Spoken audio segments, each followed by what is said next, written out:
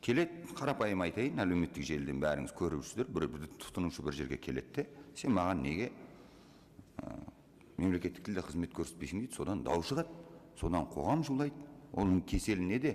Бізде ешбір жерде анықталмаған мемлекет, конституциядан басқа жерде мемлекеттік тілдің мәртебесін көтергіміз келмейді біз. Сондықтан заңда нақты жазылу керек. Кез келген Қазақстан аумағындағы орындаушы және сатушы бірінші кезекте мемлекеттік тілде қызмет көрсетуге міндетті деп жазу керек заңға. Менің намысыма тиеді, мысалы, бір жерге барғанда мемлекетім бар, мемлекеттік тілім бар, бірақ мені барған жерде неге өзге тілде қарсы алады? Егер тіліміз жетпей жатса, айтамыз, я 3 тілде, 5 тілде қызмет көрсетсін маған десе.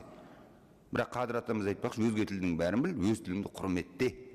Бірінші кезекте мына заңда мемлекеттік тілдің статусын анықтауымыз керек. Анықтадыңыздар ма? Қалай анықтадыңыздар? Ринат Рифқатұлы, өте өзекті мәселе. Мына тіл жағынан мен айттым ғой, мына қазіргі таңда біздің заңнамада ондай талап бар, міндетті түрде қазақ тілінде жазу керек. Ондай болмаса, біз мына мәселені қазіргі таңда біздің құзыретімізде ондай функционал бар. Біз мына неге жауапкершілікке тартамыз, ол міндетті түрде. Біз мына заң жобасында бұл норма бар.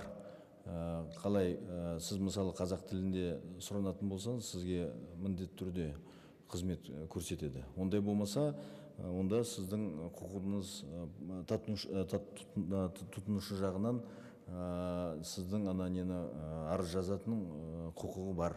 Ол жағынан біз мына мәселені тағы да қарайтын боламыз, екінші оқылымға дейін.